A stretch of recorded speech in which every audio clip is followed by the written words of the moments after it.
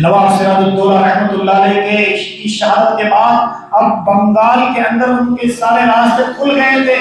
اور انگریز آہستہ آہستہ آہستہ آہستہ آہستہ ہندوستان میں اپنا جال بچھانا شروع کر دیا۔ لیکن اس وقت مجاہد ہند اور شیر خدا ایک اور ہیرو موجود تھا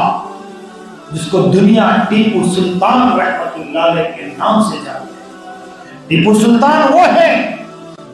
جن کی زندگی میں کبھی تہجد فوت نہیں ہوئی بالغ ہونے کے بعد۔ سنت اور شریعت کے پابند ٹیپو سلطان رحمت اللہ علیہ، آج میسور جاؤ، ان کا بنایا ہوا اور قائم کیا ہوا مدرسہ اور اس مدرسے کی عمارتیں اس بات کی گواہی دے رہی ہے کہ ٹیپو سلطان فقط بادشاہ نہیں تھا، فقط سلطان نہیں تھا، ایک وقت کا امام بھی تھا، ایک وقت کا مفکر بھی تھا، ایک وقت کا مجاہد ہند بھی تھا، اور ایک وقت میں مبلغ بھی تھا، اور قرآن اور حدیث کی خدمت کرنے والا زبردست خادم بھی تھا، اور تصوف کے میدان میں اترا ہوا زبردست صوفی بھی تھا، جس کی کبھی تہجد کی نماز فوت نہیں ہوئی ہو وہ کبھی اپنے وطن سے غداری کرے گا؟ نہیں کرے گا۔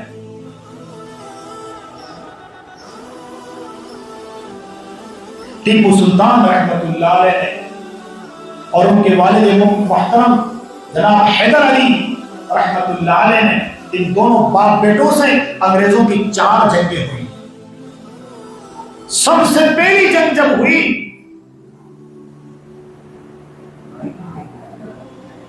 اس وقت حضرت ٹیپو سلطان رحمت اللہ علیہ تخت نشین نہیں تھے، ان کے والد حیدر علی تخت نشین تھے، اور انگریزوں کو زبردست شکست ہوئی۔ انگریز بھاگتا ہوا نظر آیا، دوڑتا ہوا نظر آیا۔ اس وقت برٹش کا حاکم یہ کہنے پر مجبور ہو گیا کہ جب تک ٹیپو سلطان اور اس کے والد موجود ہیں ہم ہندوستان پر قابض نہیں ہو سکتے۔ لیکن ایک مقولہ مشہور ہے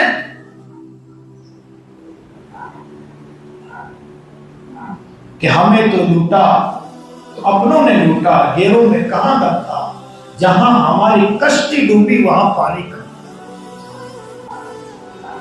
کہ غدار تو اپنے ہوتے ہیں، بغاوت کرنے والے اپنے ہوتے ہیں، جب اپنے ہی باغی بن جاتے ہیں تو کمزوریاں ظاہر ہو جاتی ہیں۔ ایک باپ نے مثال دی تھی، اپنے بیٹوں کو بلا کر کہا بیٹا ادھر آؤ، مرض وفات میں تھا، وہ کہنے لگا بیٹو یہاں آؤ، ایک جھاڑو ہاتھ میں لی، یا علماء لکھتے ہیں کہ چند لکڑیاں اپنے ہاتھ میں لی، تنکیاں اپنے ہاتھ میں لے کے بیٹوں سے کہا بیٹا ان کو توڑو۔ وہ خوب مروڑ رہے ہیں، گھما رہے ہیں، نہیں ٹوٹ رہی۔ پھر واپس اپنے بیٹوں کے ہاتھ سے لیا، ایک ایک کر کے دی، بیٹا ایک تو لے، ایک تو لے، ایک تو لے، ایک تو لے، کہا اس کو توڑو، بآسانی اس کو توڑ دیا۔ ہاں بیٹا اس چیز کو یاد رکھنا، جب تم سارے بھائی متحد ہو کر رہو گے دنیا کی کوئی طاقت تمہیں ہلا نہیں سکتی، اور اگر تم میں آپس میں پھوٹ ہو گئی، تم آپس میں الگ الگ ہو گئے، دنیا تمہیں چٹ کر جائے گی۔ یہی عالم حضرت ٹیپو سلطان رحمت اللہ علیہ کے ساتھ ہوا۔ ٹیپو سلطان رحمت اللہ علیہ جنگیں جیتتے رہے، انگریزوں کی دھجیاں اڑاتے رہے، انگریزوں کو بھگاتے رہے، لیکن اپنوں ہی کی پھوٹ کی وجہ سے، اپنوں ہی کی غداری کی وجہ سے، اپنے امراء اور وزراء کی غداری کی وجہ سے حضرت ٹیپو سلطان رحمت اللہ علیہ کا سارا راز انگریزوں کے سامنے پاش کر دیا، ظاہر کر دیا، جس کی بنا پر سرنگا پٹنم میں حضرت ٹیپو سلطان رحمت اللہ علیہ کو شہید کر دیا گیا،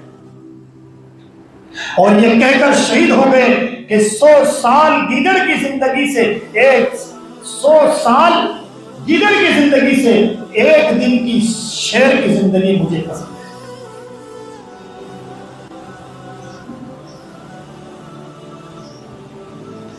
بالآخر جب ٹیپو سلطان رحمۃ اللہ علیہ شہید ہو، میں آپ سے کہنا چاہتا ہوں کہ تمہارا ہندوستان کے ساتھ کیا واسطہ ہے؟ کھو دیے، گھما دیے، تمہیں کچھ پتا نہیں ہمارا کہ ہندوستان کے ساتھ ہمارا کیا واسطہ ہے۔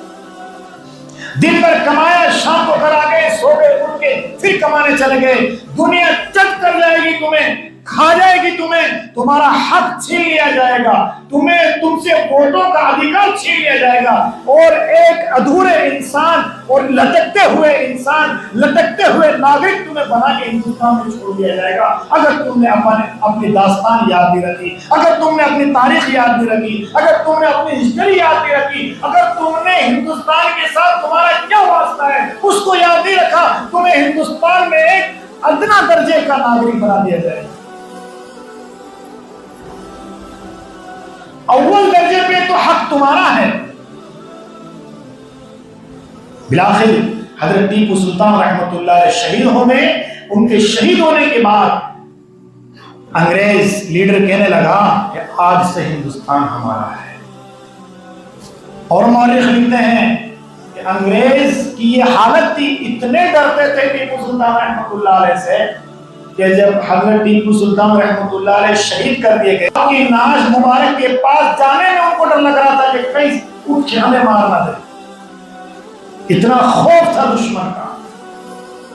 یہ سب لا الہ الا اللہ محمد رسول اللہ کا خوف تھا، ایک اللہ کو اپنے دل میں بسانے کا خوف تھا، للہیت کو اپنے دل میں اتارنے کا خوف تھا، ایمان کا ڈر تھا اور یقین کا ڈر تھا۔ ٹیپو سلطان رحمۃ اللہ علیہ کے شہید ہونے کے بعد آہستہ آہستہ آہستہ آہستہ یہ دہلی کی طرف بڑھنے لگے، اور اس وقت آخری بادشاہ بہادر شاہ ظفر رحمۃ اللہ علیہ، جو مغلیہ سلطنت کا آخری چراغ دہلی میں ٹمٹما رہا تھا، اور مختصر مقامات کے اوپر مغلیہ حکومت باقی رہ گئی تھی، باقی پورے ہندوستان پہ انگریز چھا چکا تھا۔